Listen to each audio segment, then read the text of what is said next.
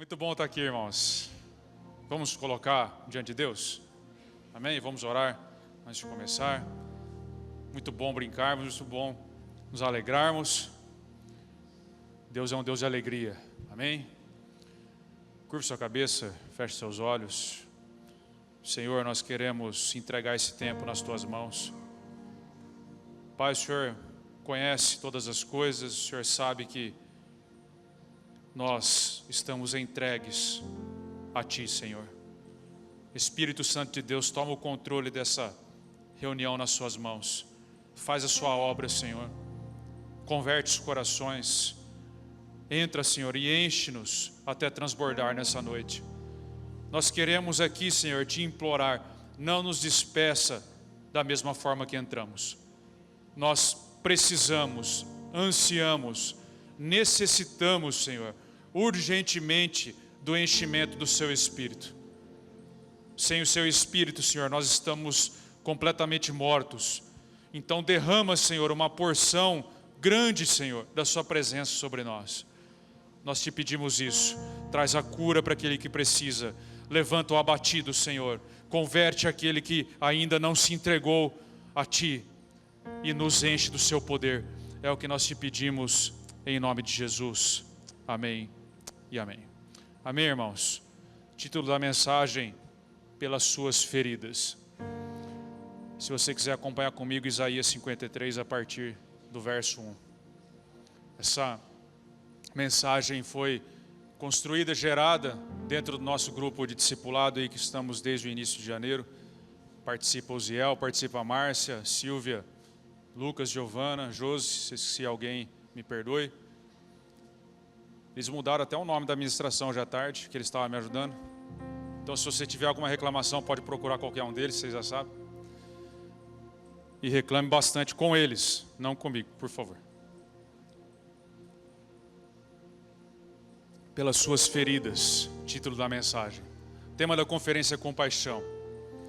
E a compaixão entrou nesse mundo por meio das feridas de Cristo. A compaixão entrou nesse mundo pelas feridas de Cristo. Vou repetir de novo, você não entendeu. A compaixão entrou nesse mundo pelas feridas de Cristo. O pecado saiu do mundo pela sua morte, e a compaixão entrou nesse mundo pelas suas feridas. Se nós queremos entender o que é compaixão, nós precisamos olhar para aquele momento histórico, único, impossível de ser repetido. Aquele momento em que Deus revela o auge da sua glória na cruz do Calvário. Naquele momento em que Jesus oferece a si mesmo como oferta pelos nossos pecados. Naquele momento em que Ele restitui a Deus Pai e satisfaz a Deus Pai contra a nossa transgressão cometida no Jardim do Éden. Aquele momento único no qual Ele nos substitui, morre a nossa morte e nos dá a sua vida. Aquele momento em que Ele carrega os nossos pecados e nos dá a sua justiça. Aquele momento em que Ele nos reconcilia com Deus Pai, estabelecendo a paz entre Deus e os homens. Aquele momento único da mais alta compaixão de Deus pela humanidade. Não existe amor maior do que aquele que dá a sua vida pelos seus amigos. Ainda mais aquele que dá a vida pelos seus amigos de uma forma tão rude, que foi uma morte tão rude que foi a crucificação. Não se trata apenas da crucificação, se trata da forma como Jesus morreu. A forma mais vergonhosa, a forma mais explícita, a forma mais humilhante que existia, foi a forma como Ele decidiu se entregar. Não existia forma de se morrer com maior desonra pública do que aquela. Mas o nosso Senhor, no seu mais profundo ato de compaixão, decide descer, encarnar, viver a vida que nós não podemos e se entregar como oferta pelo pecado. Não existe sacrifício maior que esse. Esse é o sacrifício dos sacrifícios que demonstra a mais completa e perfeita compaixão de Deus. Um dos pais da igreja, Melito de Sardes, no ano de 186 depois de Cristo, escreveu assim: e assim, ele foi erguido em uma cruz, e um título foi afixado nela, indicando que ele estava sendo executado. Machuca-me dizer, mas é ainda mais terrível não o dizer. Aquele que suspendeu a terra foi suspenso. Aquele que afixou os céus foi afixado. Aquele que ligou todas as coisas foi ligado ao madeiro. O mestre foi ultrajado. Deus foi assassinado. O mestre foi ultrajado. Nosso Deus foi assassinado por compaixão do seu povo. Porque Ele decidiu ser o Deus de toda a graça e demonstrar toda a compaixão. O Calvário, sem dúvidas, é o local onde nós encontramos o significado da compaixão.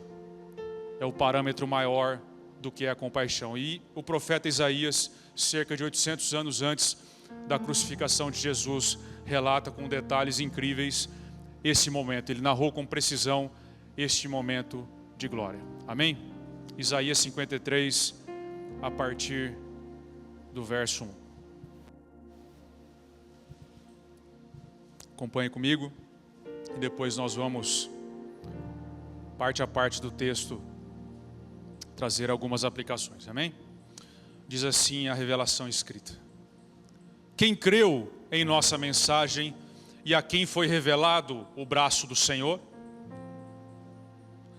Ele cresceu diante dele como um broto tenro e como uma raiz saída de uma terra seca. Ele não tinha qualquer beleza ou majestade que nos atraísse, nada em sua aparência para que nós o desejássemos. Ele foi desprezado e rejeitado pelos homens, um homem de tristeza e familiarizado com o sofrimento. Como alguém de quem os homens escondem o rosto, ele foi desprezado e nós não o tínhamos em estima.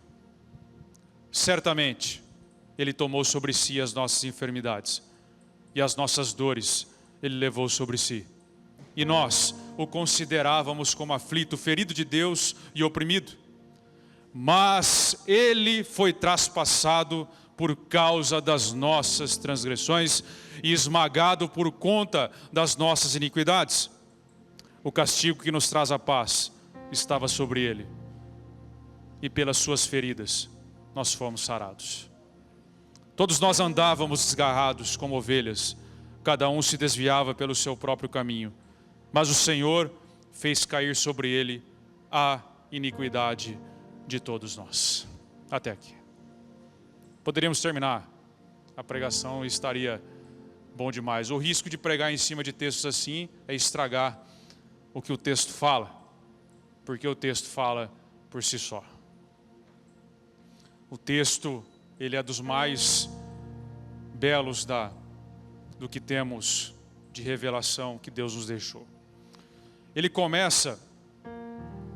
nos ensina, começa nos ensinando que para nós termos compaixão pelos outros, antes de mais nada, nós precisamos compreender com profundidade do que se trata a compaixão que Deus teve por nós.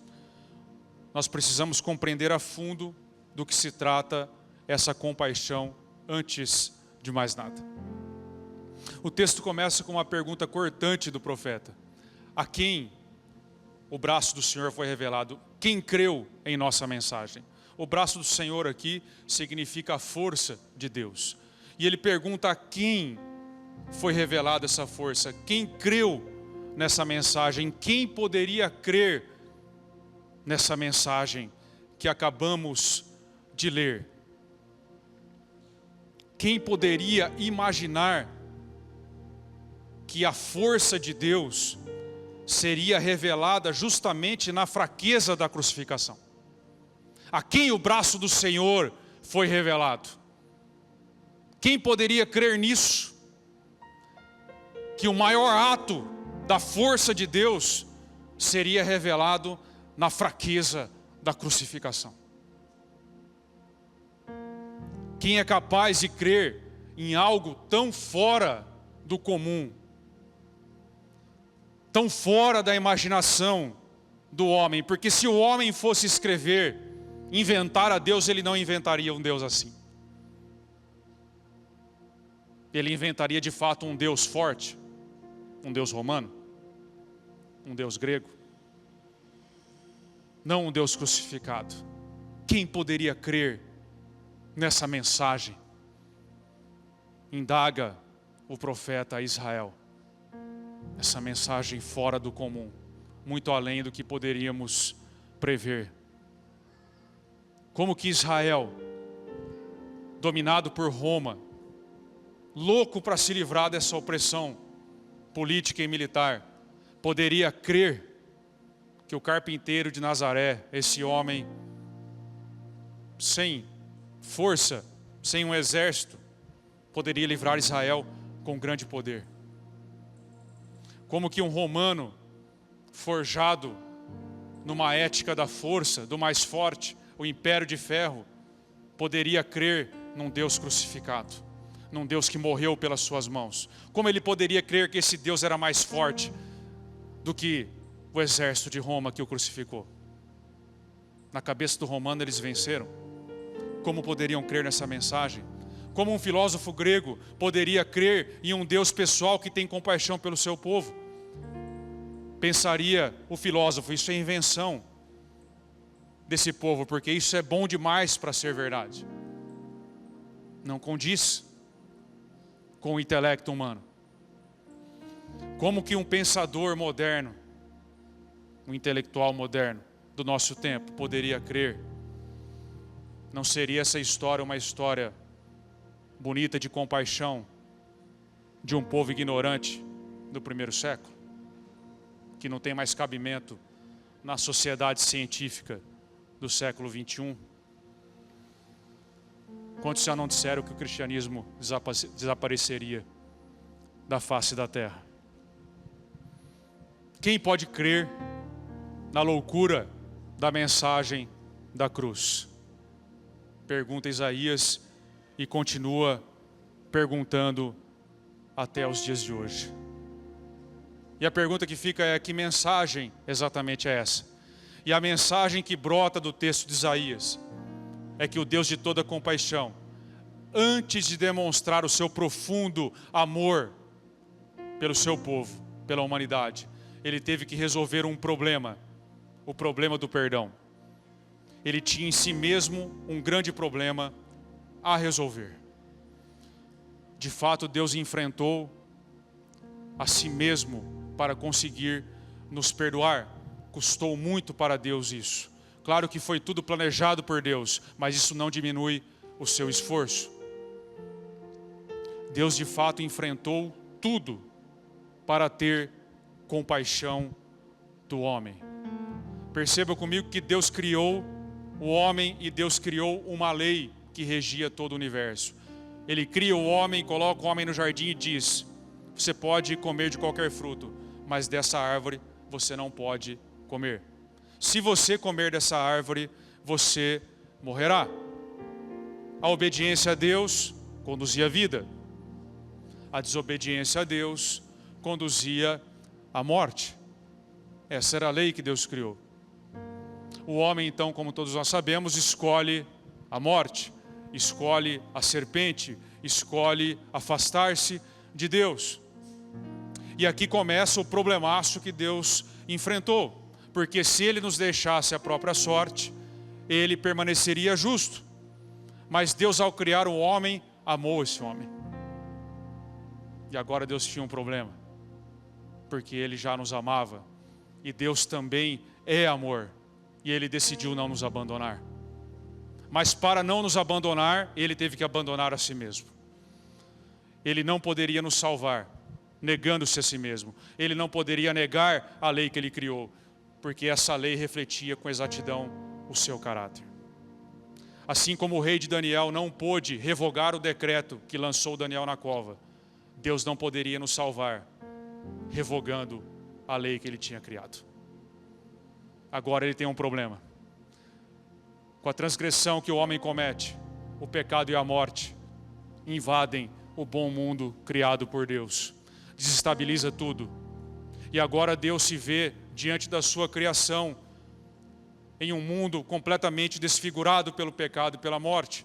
Ele tem que lidar com o transgressor, ele tem que lidar com a serpente, ele tem que lidar com o pecado, ele tem que lidar com a morte, ele tem que lidar com a dívida que o pecado gerou, ele tem que lidar consigo mesmo, com a sua justiça implacável e ao mesmo tempo com a sua vontade indomável de ter um povo para si. Agora Deus tem que lidar com tudo isso. E como que Deus poderia resolver esse problema sem revogar a sua lei e sabendo que o homem por si só não poderia vencer a morte e o pecado? Como ele poderia salvar o homem demonstrando o seu amor e ao mesmo tempo permanecer em sua justiça? Como Deus poderia ter compaixão da humanidade sem passar por cima do seu próprio decreto, sem passar por cima da sua lei, sem passar por cima do seu próprio caráter? Deus tinha um problema. Considerando que o homem tinha uma dívida impagável, ele não poderia por si só pagar essa dívida que gerou o seu pecado, porque todo pecado gera uma dívida ao quebrar a lei de Deus. A única solução era que o próprio Deus tomasse o nosso lugar. Somente o Deus homem, se o Deus homem, porque ele precisava ser homem para ser legítimo pagador da dívida, a dívida era da humanidade, e ele precisava ser Deus para conseguir pagá-la. Somente se o Deus homem tivesse agora compaixão da humanidade e viesse morrer a nossa morte, esse problema estaria resolvido. E ele veio, e ele mesmo resolveu esse problema dentro da Trindade. Quando o homem pecou, ele tomou o lugar de Deus, o lugar que era só de Deus. Ele invade a esfera que era só de Deus. E quando Deus desce e morre no Calvário, ele toma o lugar que era só do homem. Deus troca conosco. É assim que o Cordeiro de Deus tira o pecado do mundo. É assim que, por meio, pelas suas feridas, ele arranca o pecado que entrou por meio de Adão, nos abrindo acesso para Deus, por conta da sua imensa compaixão. E nos devolve tudo o que nós perdemos no Éden. Só que ainda fica uma pergunta. Deus não poderia simplesmente nos perdoar e deixar para lá tudo isso? A pergunta é, nós precisávamos realmente crucificá-lo? Não havia outra forma de Deus abrir caminho para o perdão? E a resposta é um sonoro não. Não existe perdão nesse mundo e nem no vindouro fora da cruz de Cristo. Não existe forma disso acontecer. E a explicação é que Deus não poderia simplesmente deixar para lá, fingir que não aconteceu, porque isso não seria justiça. Deus é justo, e isso não seria justiça, e não seria justiça nem para nós. Imagine uma seguinte situação: você tem o seu carro roubado, e aí daqui a pouco aparece na igreja um sujeito dizendo: olha, você me perdoa, fui eu que roubei seu carro. Eu não sabia o que estava fazendo, eu não conhecia Jesus, você me perdoa? Você vai dizer: tudo bem, e onde é que está meu carro? Ele vai falar: seu carro está aí fora, eu vim com ele. Então me dá a chave. Ele vai falar: não, irmão, aquilo foi em outra vida, eu roubei seu carro honestamente. Eu não vou te restituir nada, estou te pedindo perdão, você tem que me perdoar, é uma obrigação sua. Não vou te restituir nada, você que me perdoa e pronto. Há justiça nisso? Nós não aceitaríamos isso. Deus também não aceita, porque Ele teve a sua lei quebrada. Deus foi roubado, o pecado gerou uma dívida com Deus, impagável, que precisava ser restituída. E é por isso que o texto coloca mais para frente Jesus como oferta pelo nosso pecado. A humanidade não poderia pagar. E Deus então se transforma no Cordeiro, que seria a oferta da humanidade para Deus, para que nós pudéssemos ser reconciliados com Ele, pela sua imensa compaixão. Deus proveu um Cordeiro, para que nós pudéssemos oferecer a Ele mesmo.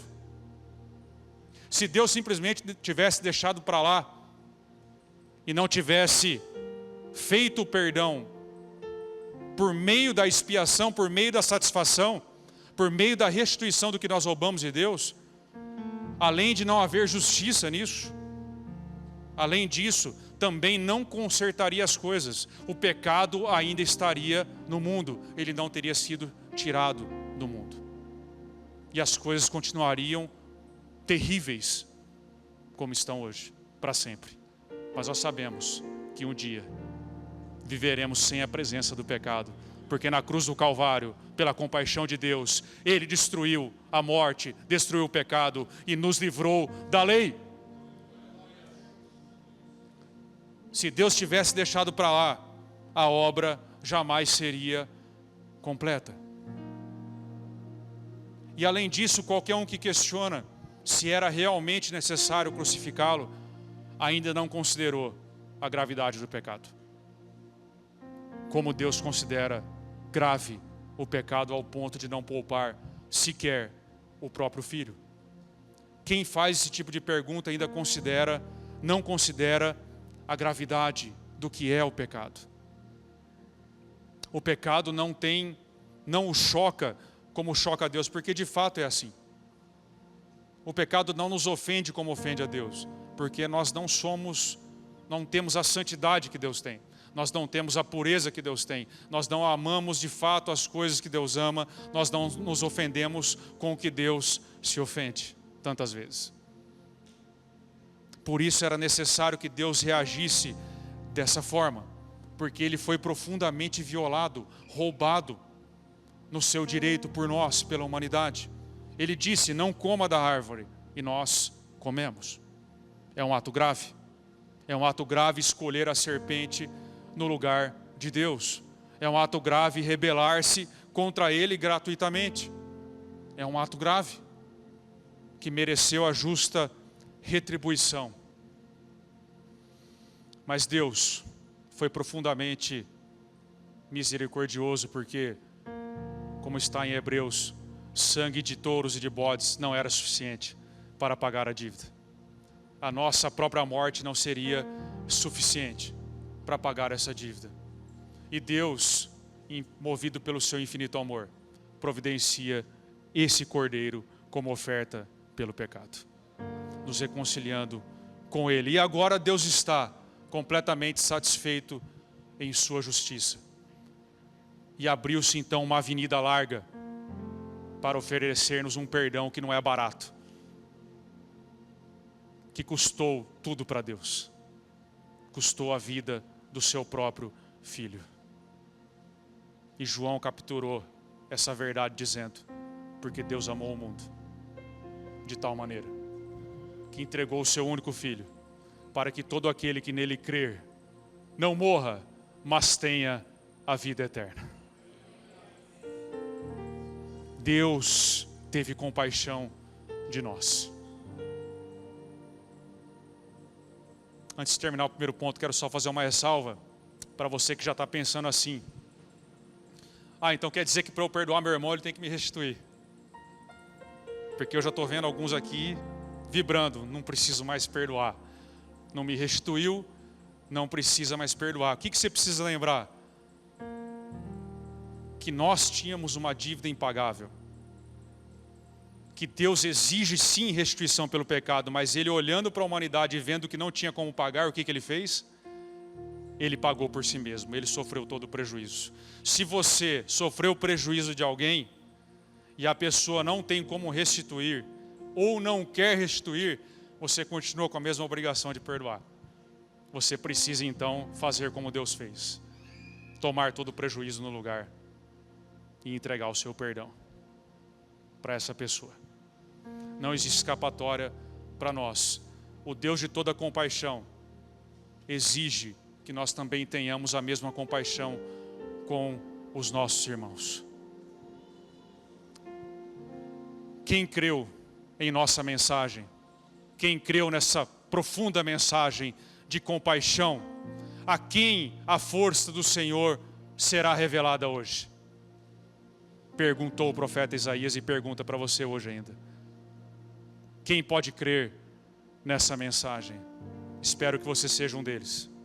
Somente aquele que acolher a palavra de vida em seu coração é capaz de crer. Somente o verdadeiro povo de Deus é capaz de crer nessa verdade, nessa mensagem da cruz. Primeiro ponto, para que nós tenhamos compaixão pelo outro, antes de mais nada, é preciso compreender com profundidade e na totalidade o que significa a compaixão que Deus teve por nós, ao enviar o próprio Filho e resolver esse problema que Ele teve para nos perdoar. O perdão de Deus nos custou tudo a Deus. Precisamos nos lembrar disso em nossos relacionamentos, amém? Segundo ponto, diz assim o texto: certamente Ele tomou sobre si as nossas enfermidades, e as nossas dores Ele levou sobre si, e nós o considerávamos como aflito, ferido de Deus e oprimido.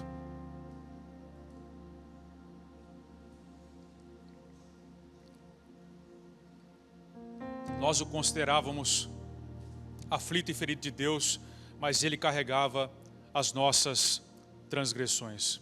Esse versículo mostra o tamanho da dificuldade que nós temos de compreender a compaixão de Deus, o que de fato Ele fez na história e está fazendo ainda hoje, porque o texto diz: nós o considerávamos como um ferido de Deus, como um coitado, como alguém que era digno de dó, alguém que era desprezado, alguém que estava sendo amaldiçoado por Deus.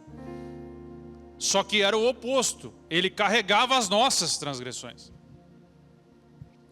Não é nada diferente quando o profeta Zacarias diz que o nosso rei vem montado num jumento, numa jumentinha.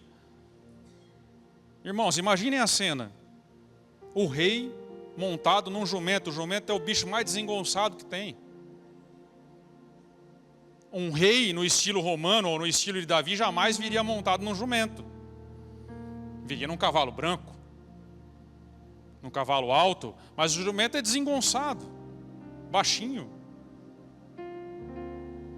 Mas o rei, quem poderia crer nessa mensagem? Viria montado num jumento. Nós o reputávamos como ferido de Deus, mas Ele carregava nossas transgressões. O rei entra assim em Jerusalém. Não é diferente quando nós lemos o relato de Lucas, quando Jesus já está rumo ao Calvário, e Ele faz questão de parar na lateral, porque aquelas mulheres estão se lamentando por Ele. Algo não cai bem no coração de Jesus. Ele faz questão, Ele que já estava completamente desfigurado, sem força, com os tendões expostos. Os filmes relatam Jesus com uma tanga, mas provavelmente Ele estava completamente nu ao ser executado, porque é assim que eles eram executados, por uma questão de pudor e de respeito, coloca-se. Mas na verdade Ele provavelmente estava completamente nu caminhando. Ele já estava sem forças, as feridas abertas, aquela areia pegando, desidratado, o corpo enrijecido pelo estresse, a língua colada no céu da boca. E Ele faz questão de reunir suas últimas forças ali, parar e virar: olha, mulheres, não chora por mim não, chora por vocês e pelos seus filhos, e por Jerusalém. Por quê? Porque eu estou carregando as suas transgressões. Eu sei bem o que eu estou fazendo. Eu vim do Pai, vivi pelo Pai e estou voltando para Ele. Eu estou cumprindo a minha missão. Eu não sou vítima da minha missão. Não chora por mim, chora por vocês. Um homem naquela situação.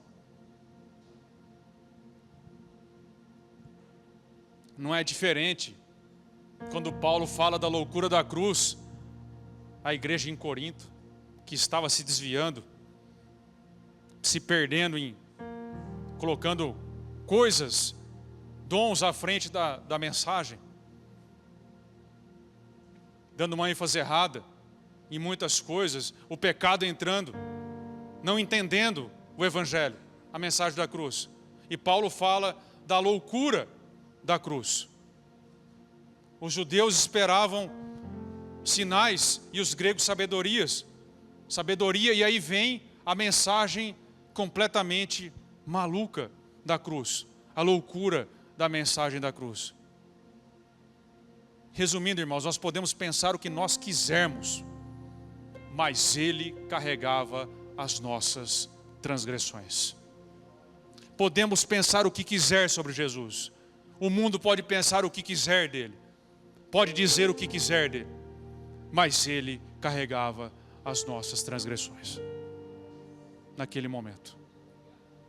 E se nós queremos ter em nós o nobre sentimento da compaixão que Ele teve naquelas pisadas, e exercê-la nesse mundo, da mesma forma que Ele foi atravessado pelos cravos, por conta da ignorância e erro do povo, você e eu também vamos precisar nos permitir sermos atravessados pela ignorância e pelo erro dos nossos irmãos, sem reagir,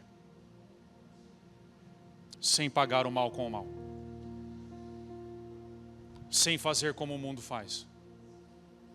Mas assim como ele foi ligado ao madeiro, nós também, se quisermos trazer a compaixão a esse mundo, vamos precisar nos permitir sermos atravessados pela ignorância.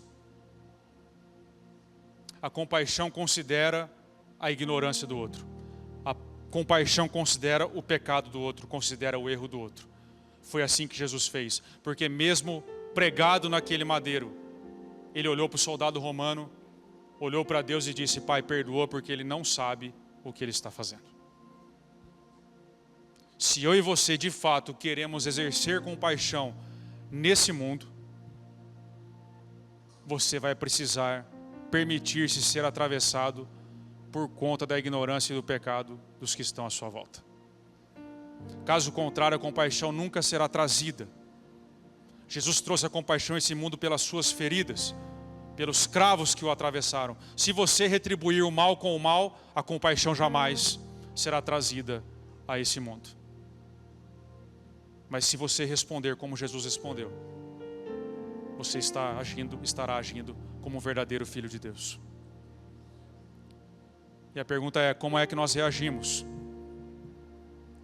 com aqueles que erram e são ignorantes conosco? Quando não nos valorizam, quando não compreendem o que nós estamos fazendo, assim como o povo não compreendeu o que Jesus estava fazendo. Como você responde nas questões mais simples do dia a dia, quando alguém não faz o que você quer, quando a sua esposa não faz o que você quer, quando seu marido não faz o que você quer, quando seu líder de célula não te atende, quando ele não atende às suas expectativas, ou quando o seu liderado dá aquela mancada, como é que você reage? Em geral, nós não temos sido capazes de trazer a compaixão a esse mundo. Em geral, respondemos com ressentimento, com vingança, pagamos o mal com o mal e o mundo permanece como está. Precisamos urgentemente mudar isso, irmãos, porque a ignorância aqui que eu estou falando não é uma ignorância de alguém completamente alienado, é uma ignorância típica do soldado romano que cravou Jesus na cruz, mas que entendia estar corretíssimo. Porque se o soldado fosse questionado, ele diria: eu só estou cumprindo o meu dever. Recebi ordens. É com esse tipo de ignorância que nós temos que lidar. Pessoas que nos atravessam e pensam estar completamente corretas no que estão fazendo. É aí que a compaixão de Jesus precisa fluir por meio daqueles que nos atravessam também. É isso que vai fazer com que nós sejamos de fato verdadeiros filhos de Deus. E a pergunta que fica para você hoje: você tem coragem de exercer compaixão nesse nível? De abrir mão da sua justiça própria para trazer a compaixão a esse mundo? Você tem coragem de permitir-se ser atravessado pelo pecado e ignorância dos que estão à sua volta, para que a compaixão seja exercida? Tem coragem de tomar sua cruz e segui-lo por onde ele está indo? Não existe cristianismo sem cruz. Não existe compaixão sem permitir que sejamos atravessados pelos que estão à nossa volta. Da mesma forma que eu e você atravessamos nosso Senhor 2000 anos. Porque foram os nossos pecados que o atravessaram. Não foi apenas Roma, não foi os judeus, não foram as circunstâncias. Foram os nossos pecados. Porque Ele é uma oferta a Deus pelos nossos pecados. Ponto 3, seguindo o texto. Mas Ele foi traspassado por causa das nossas transgressões e esmagado por causa das nossas iniquidades. E o castigo que nos traz a paz estava sobre Ele, e pelas suas feridas fomos sarados. Para ter compaixão como Jesus teve, nós precisamos compreender a compaixão que Deus exerceu em primeiro lugar. Depois vimos que precisamos nos permitir ser atravessados pela ignorância e pelo pecado dos que estão à nossa volta. Mas depois disso, é preciso que você também atravesse a sua própria dor. Você precisa atravessar a sua própria dor para trazer compaixão a esse mundo. Veja no texto, pelas suas feridas fomos sarados. Pela sua dor nós fomos sarados. Pelas suas pisadas, em outra tradução, nós fomos sarados. É por meio das feridas de Jesus, por meio da dor de Jesus que nós somos sarados. É por meio da sua dor também que você traz cura a esse mundo. Quando você atravessa a sua dor como Jesus atravessou, você traz cura a esse mundo. E traz compaixão a esse mundo. Porque Ele foi atravessado por isso, para que nós fôssemos sarados. Irmãos, é uma verdade bíblica isso. Jesus foi aperfeiçoado em seu sofrimento. Apesar de ser filho, Ele foi aperfeiçoado por meio do sofrimento. Ele atravessou o vale da sombra da morte para ter compaixão dos seus irmãos. Ter compaixão de mim, ter compaixão de você. Foi por meio das suas feridas que Ele trouxe a compaixão. Não foi por meio de uma vida boa. Não foi por meio de uma vida confortável. Diz o texto lá no começo que Ele era uma pessoa desprezada, acostumada ao sofrimento. Homem de dores. Não é só o sofrimento último de Jesus, é a sua vida inteira de sofrimento, de desprezo, de perseguição. Homem acostumado, Ele foi aperfeiçoado nisso. E Jesus não parou de servir mesmo rumo a um caminho de cruz, e nem durante a crucificação. Ele serviu em todos os momentos. E da mesma forma nós também precisamos atravessar a nossa própria dor para continuar servindo. O problema é que muitas vezes o nosso sofrimento é a desculpa para pararmos de servir, para pararmos de fazer tudo, para nos paralisarmos no reino de Deus, nos tornamos infrutíferos por conta do nosso sofrimento. É como se nós disséssemos para Deus: enquanto o Senhor não resolver isso, eu não te sirvo mais. Mas Jesus não agiu assim. Foi por meio do seu sofrimento que Ele expressou a sua compaixão a esse mundo. Foi atravessando a sua própria dor e as suas próprias dificuldades, permitindo-se atravessar e atravessando o seu sofrimento, que Ele atingiu o nível mais alto de amor que poderia ser atingido. E é assim que eu e você precisamos agir. O problema é que diante do nosso sofrimento, nós começamos sempre a questionar a Deus: Senhor, mas por que comigo? Por que tinha que ser assim? Por que as coisas aconteceram desse jeito? Não tinha outra forma. Eu não quero passar por isso. Eu não quero enfrentar isso. Até aí tudo bem. Mas na verdade, no fundo, nós não podemos parar aí. Porque esse tipo de pergunta, em geral, fica sem resposta.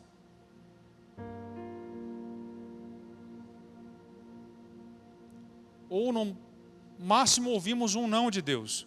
Jesus mesmo disse: Pai, se possível, afaste de mim esse cálice. Qual que foi a resposta de Deus?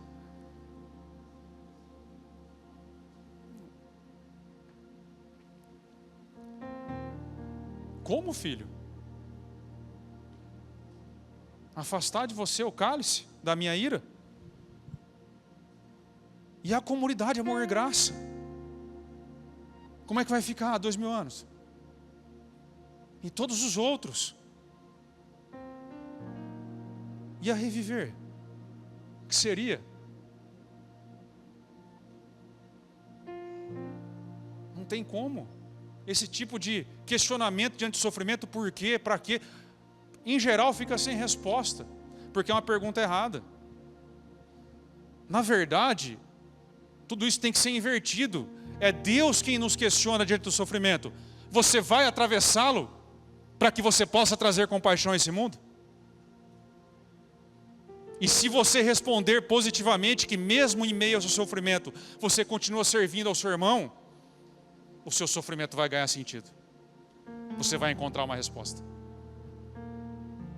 Vai ter um porquê, se você atravessá-lo. Se você responder positivamente a Deus.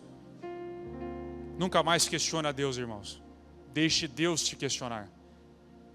Toda vez que um homem decidiu questionar a Deus, não terminou muito bem. Deus sempre tem uma resposta. Deus sempre nos dá uma invertida. É Ele quem nos pergunta diante do nosso sofrimento: o que você vai fazer com ele? Foi o que Ele disse para Jesus: o que você vai fazer? Vai fazer minha vontade? É o que Jesus orou: se possível passe em mim, mas seja feita sua vontade. Deus falou: é isso aí, seja feita a minha vontade. E Ele cumpriu a vontade de Deus. E Deus pergunta para você: você vai cumprir? Você vai atravessar a sua dor para continuar servindo esse mundo quebrado? Para continuar tendo compaixão desse mundo? Ou você vai paralisar? Ou você vai parar?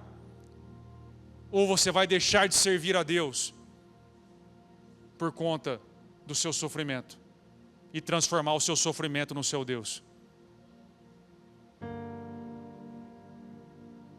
O que você vai fazer com o seu sofrimento? Essa é a pergunta que Deus te faz. Para que nós possamos ter compaixão desse mundo, é preciso atravessá-lo. E para finalizar, continuando no texto: todos nós andávamos desgarrados como ovelhas, cada um se desviava pelo seu próprio caminho, mas o Senhor fez cair sobre ele a iniquidade de todos nós.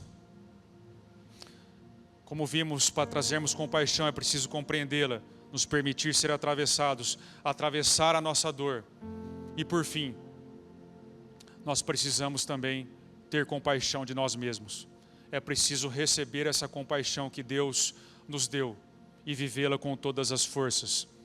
Essa compaixão que nós lemos aqui nessas linhas não pode ser uma verdade abstrata, um conceito abstrato. Ela tem que ser incorporada em nossas vidas. O Senhor fez cair sobre ele a iniquidade de todos nós. Isso não pode ser vago, isso não pode ser algo sem sentido para nós. Isso precisa ser a nossa força. Andávamos desgarrados nesse mundo, mas agora Deus fez a iniquidade de todos cair sobre ele. Antes você andava perdido nesse mundo. Antes você tentava livrar-se das suas dores, livrar-se da sua culpa, à sua maneira. Lembre-se do momento antes de Deus te alcançar. Você tentava se livrar da dor que você sentia. Você tentava de alguma forma encontrar a alegria. Você tentava de alguma forma encontrar a Deus. Você tentava de alguma forma encontrar sentido. Você tentava se livrar dos seus sofrimentos. Você tentava se livrar e não sabia o que estava acontecendo. Você não tinha noção nem do que era pecado. Você estava completamente cego. Você estava completamente perdido. Você se desviava como ovelhas, cada um pelo seu próprio caminho. Mas o que diz o texto? que o Senhor foi lá e nos buscou? Simplesmente não, o texto vai mais longe. Ele diz: vocês estavam perdidos, se desviavam, mas Ele fez cair a iniquidade de todos vocês sobre Ele, a iniquidade de todos nós. Agora já não estamos mais perdidos, agora sabemos que as nossas dores, as nossas culpas, o nosso sofrimento, o nosso pecado caiu sobre Ele na cruz do Calvário. E agora nós temos uma direção, e agora não estamos mais perdidos, e agora fomos achados, e agora tudo faz sentido nessa vida. Porque a iniquidade de todos nós caiu sobre Ele, assim quis o Senhor. Olha bem para mim, irmãos. Receba, por favor, de uma vez por todas, essa compaixão hoje. Que essa verdade possa descer ao mais fundo do seu peito. Nós fomos perdoados. Ele fez cair sobre Ele a iniquidade de todos nós. Assim se agradou o nosso Pai. Assim se agradou Jesus. Assim se agradou o Espírito Santo. Não estamos mais perdidos em um mundo que não consegue se encontrar. Nós sabemos exatamente aonde ir. E por termos sido encontrados, essa compaixão demonstrada na cruz, ela nos leva a uma atitude dupla para conosco mesmo. Porque agora nós temos força em nós, para abandonar o velho homem que nos destruía.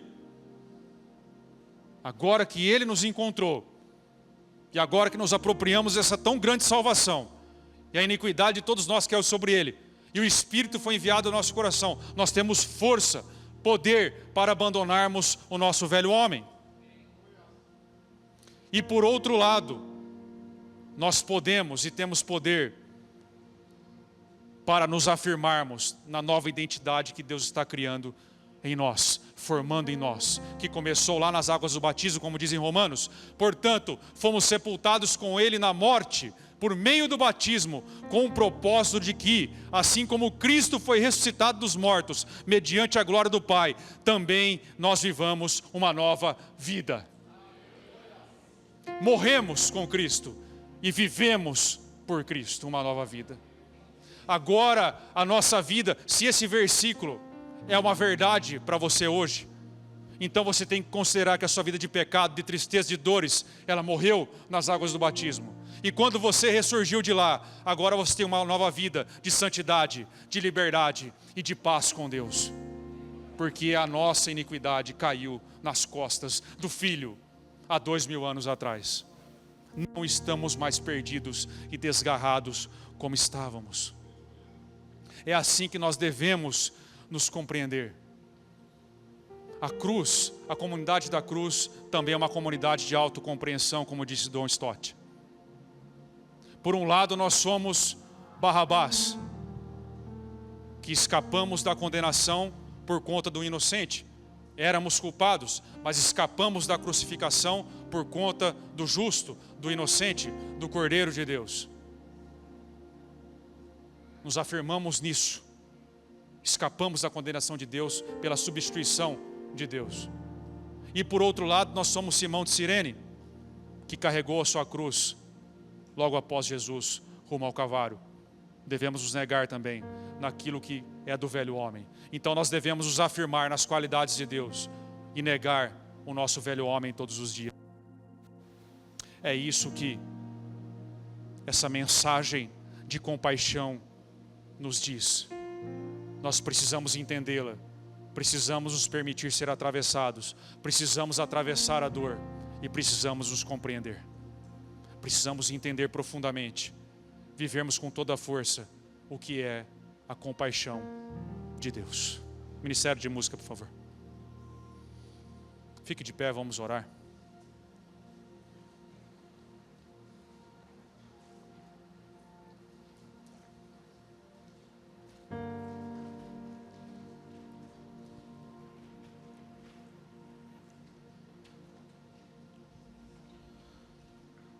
Nós somos, irmãos, uma comunidade de celebração. Amém? Uma comunidade de celebração. Música de celebração, hein? Somos uma comunidade de celebração. Porque de todas as religiões do mundo, nós somos os únicos que não conseguimos nos reunir. Eu vou enrolar aqui, pode combinando aí, vou enrolar. Vocês estão... Mas vamos, entendeu? Fica tranquilo. Até posso dar um, né? Entendeu? Aí, garoto.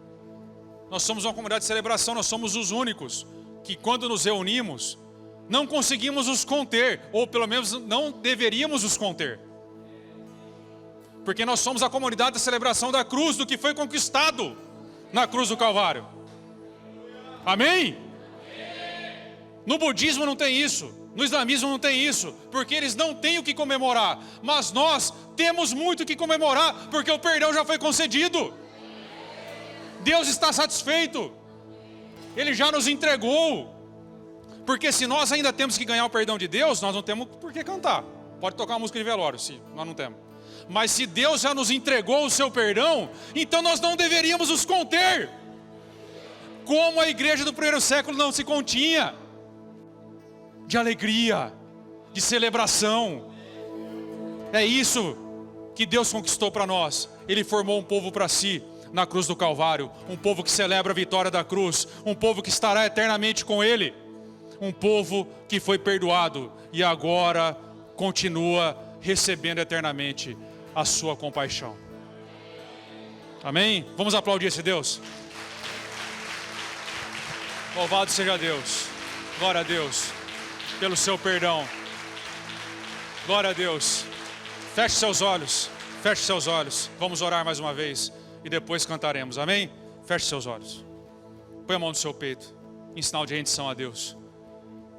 Oh Deus, obrigado, Senhor, pela sua imensa compaixão, Senhor. Nós não temos palavras, Senhor, para agradecer. Nós queremos agora, Senhor, nos alegrar em sua presença, Senhor. Porque o Senhor nos deu um perdão, Senhor, maravilhoso. O Senhor, quem poderia crer nessa mensagem? Nessa loucura da cruz, quem poderia, Senhor? Mas o Senhor é um Deus que supera a nossa inteligência.